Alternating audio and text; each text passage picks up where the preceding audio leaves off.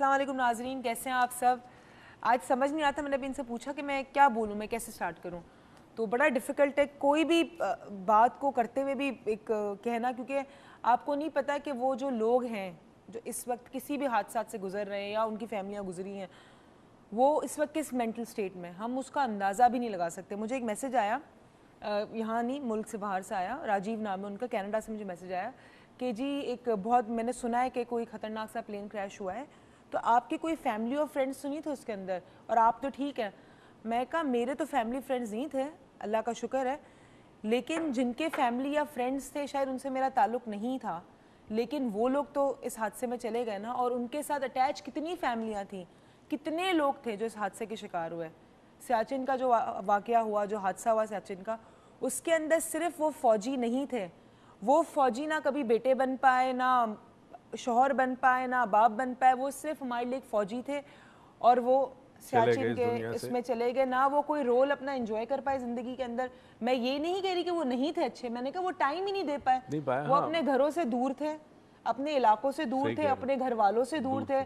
उनके बच्चों का जब इंटरव्यू मैंने टीवी पे देखा तो वो अपने वालिदैन का वो अपने वालिद का इंतज़ार कर रहे थे कि मेरे वालिद आएंगे, मुझसे बात करेंगे, आने वाले थे, छुट्टियों पे आने वाले थे, 2 दिन बाद की छुट्टियां थी, 10 दिन बाद की छुट्टियां थी, लेकिन वो फ़ौजी बनते बनते ही इस मुल्क से चले गए। फ़ौजी जब बनता है ना, कोई फ़ौज में जब दाखिल होता है तो अब उसका ताल्लुक वैसे तो खून का रिश्ता माँ बाप से है, मगर फिर उसका रिश्ता वतन से जुड़ जाता है। वो इस वतन के बेटे थे, वो हम सबके भाई थे, लेकिन एक बात है ना कि उनका जो अपना खून था, जो उनका अपने घर में था, वो उनका इंतजार करता है। ये 127 लोग जो इस हादसे में, और इसके अलावा जो आए दिन इतने अरसे से टारगेट किलिंग हो रही है, फिर आपका बहुत बड़ा जल्जला आया, सैलाब आया, कुछ तो कुदरती आफात होती है ना, इंसान को सब्र आ जाता है, ठीक है, उस पर तो सब्र आ जाता ना, मगर ये हादसा जो प्लेन का हुआ है, इस पे सब्र बड़ा मुश्किल से आएगा, क्योंकि एक साथ इतने सारे मौत अमवात, और प्लस ये है कि इसमें क्या रीजन हो सकता है, इंसान सोचता रहेगा।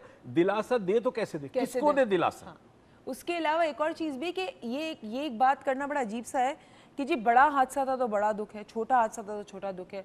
एक शख्स जो चाय की दुकान पे चाय पीने गया है, उसको अगर आप कोई गोली मार दें और वो इस दुनिया में ना रहे, या वो खैर ज़ख्मी भी हो जाए या फिर वो हॉस्पिटल चला जाए, तो उसकी फैमिली भी उतना ही सफ़र करती है। सही बात, लेकिन यहाँ 127 लोगों की फैमिलीज इस वक्त एक साथ, एक शख्स के साथ कितने रिश्ते मुंसलिक होते थे, और वो सब के सब इस गम और दुख में। एक बच्चे का मैंने सुना इंटरव्यू उस दिन आ रहा था, तो इट वाज वेरी, मैं पूरी रात वो ट्रांसमिशन देखती रही जो हुई थी, 7 से लेके ऑनवर्ड स्टार्ट हुई थी, एंड आई वाज कम्प्लीटली, सुन नहीं होता बंदा, बिल्कुल सुन नम हो गई थी मैं।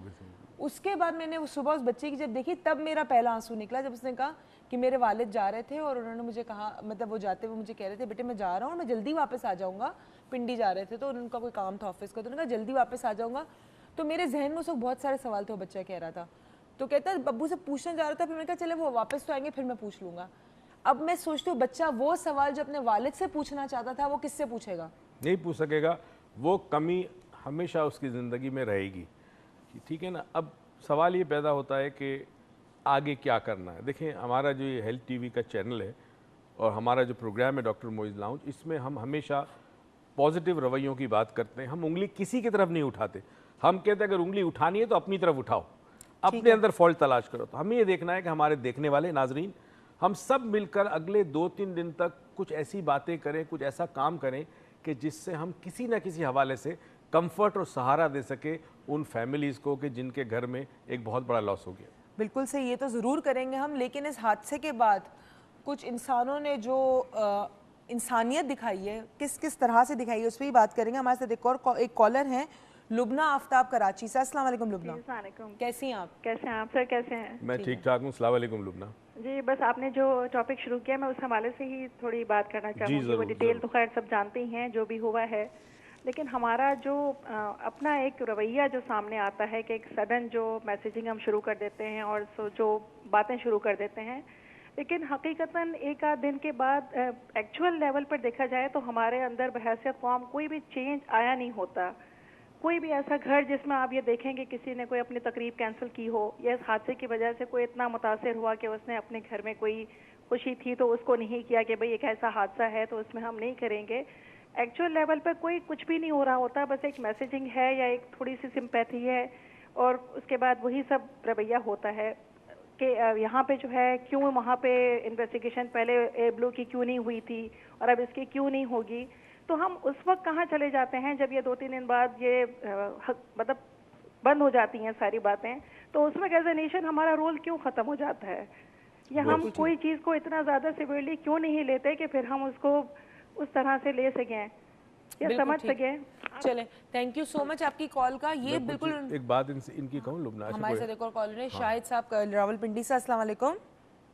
अस्सलाम वालेकुम, क्या हाल चाल है? ठीक ठाक, कैसे कर्नल शाहिद आप? अल्लाह का शुक्र। अल्लाह का शुक्र है, बिल्कुल ठीक ठाक हैं। आप सुनाएं खैरियत से? अल्लाह का शुक्र, आपकी दुआएं।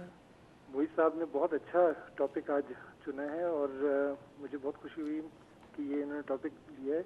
एक्सीडेंटल डेथ सिर्फ जहाज की नहीं, हर चीज़ की होती है। किसी गाड़ी के भी हादसा हो सकता है, साइकिल का भी हादसा हो सकता है, मगर चूंकि खुद मैं पायलट हूँ और ये ऐसा सानिया है जो जितने भी पायलट्स या जितने भी सवार वो पैसेंजर्स होते हैं वो सब यही सोच के चलते हैं कि पता नहीं हम अपने फाइनल डेस्टिनेशन पे पहुंचेंगे या नहीं पहुंचेंगे, और ये जो जिनके साथ गुजरी होती है वो ही जान सकते हैं ये उनके साथ क्या हुआ है। सही कह रहे हैं। और जिस तरह आपके साथ पिछले 15 साल 16 साल से मैं देख रहा हूँ, जिस तरह आप लोगों को सिखाते हैं बताते हैं, आई थिंक एक जो मोटिवेशन है, ये मोटिवेशन फैक्टर आपके जो बताते हैं लोगों को, सही बात। आई थिंक मैं आपको उससे दाद देता हूँ और आपको ये कहता हूँ लोगों को जो सुनने वाले हैं आपके, कि आपसे मैंने बहुत कुछ सीखा है और बहुत लोग आपसे बहुत कुछ सीख रहे हैं। बहुत शुक्रिया। सिर्फ हम लोग ये दुआ कर सकते हैं as a pilot also I would say कि जितने जो जा चुके हैं इस साने से, इस वाक़े से, जो कुछ दिन पहले 127 लोग यहाँ से चले गए, उनके लिए दुआ करें, उनकी मग़फ़िरत के लिए दुआ करें। और दुआ ये सबसे ज़्यादा ज़रूरी है कि जितने भी जहाज़ हैं, चाहे वो कमर्शियल हैं चाहे वो किसी और उसके हैं, उनके जितने भी रखवाली करने वाले हैं, फ्लाइट इंजीनियर्स हैं, उनके टेक्नीशियंस हैं, वो काम करें तो उनके अंदर इतनी मॉरल करेज होनी चाहिए कि कह दें कि जहाज ठीक नहीं है, इसको नहीं उड़ना चाहिए, बजाय एक चांस लेने के। चांस नहीं होनी चाहिए, और इसका वर्ड यहाँ पे मैं इस्तेमाल करूँगा, कम्प्लीसेंसी। हम लोग जब कम्प्लीसेंट हो जाते हैं इन चीज़ों पे, तो ये वाक़यात इस वजह से होते हैं। बिल्कुल सही, चाहे वेदर है, चाहे जहाज है, चाहे कोई भी रीज़न हो सकता है। Thank you so much colonel Shahid साहब। और उन्होंने बिल्कुल सही कहा कि जहाज़ पे जो लोग उसकी मतलब चेकिंग कर रहे हो तो उनको तो बहुत एहतियात करना ही चाहिए, लेकिन उसके साथ साथ आप जब गाड़ी चला रहे हो तो आपको मना किया जाता है कि जी फ़ोन पे बात ना करें, तो उसकी भी एहतियात करना बहुत ज़रूरी है। छोटी छोटी चीज़ें होती हैं जो हम इग्नोर कर जाते हैं। आपको पता है ना, एक आपने नेशनल ज्योग्राफिक में देखा था कि एक जहाज के ऊपर सिर्फ टेप लगी रह गई थी सेंसर के ऊपर, तो उसकी वजह से पूरा क्रैश हो गया। जहाज क्रैश हो गया। जरा सी गलती के उसने सफाई करते वक्त वो सेंसर पे टेप लगाई थी और वो निकालना भूल गया था। इतनी सी मामूली सी गलती, और पता नहीं कितनी जानें चली गई उसके अंदर। एनीवे, हमारे साथ एक और कॉलर है मोहम्मद अकरम साहब गुजरावाला से। अस्सलाम वालेकुम।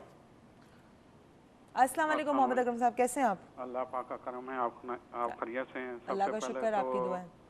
इस अफसोसनाक हादसे में इन तमाम खानदानों से इज़हार हमदर्दी करना चाहूँगा।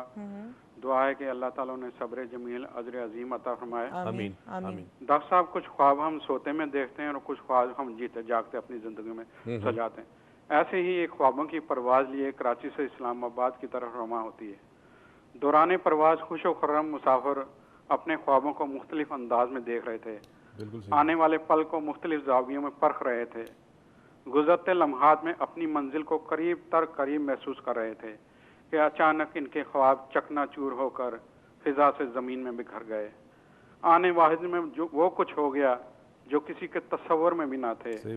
जाने वालों को अपने ख्वाबों की हकीकत मालूम ना हो सकी, मगर जिन्होंने इनके ख्वाबों के साथ घिनौना खेल खेला, इनकी हकीकत ज़रूर आश्कार हो गई। चंद रुपयों की खातिर 28 साल निकारा जहाज को काबिल इस्तेमाल लाए। सिविल एविएशन अथॉरिटी ने उड़ान की इजाज़त दी और अब मोहतरम वज़ीर दिफा साहब ने जहाज़ों को ग्राउंड करने का हुक्म सादर कर दिया।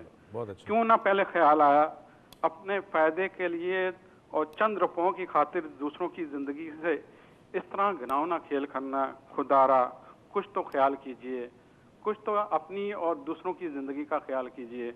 अगर बर वक्त हम इस किस्म के इक़दामात कर लिए और अच्छे जहाज लेकर उड़ान भराएं तो कोई भी इस किस्म के थैंक यू हादसात सो मच हानि मोहम्मद हो अकरम सकते साहब, हैं। आपकी कॉल का और आपकी बातें शेयर करने का बड़ा ही आपका एक होता है ना दर्द आपकी आवाज़ में फील होता है।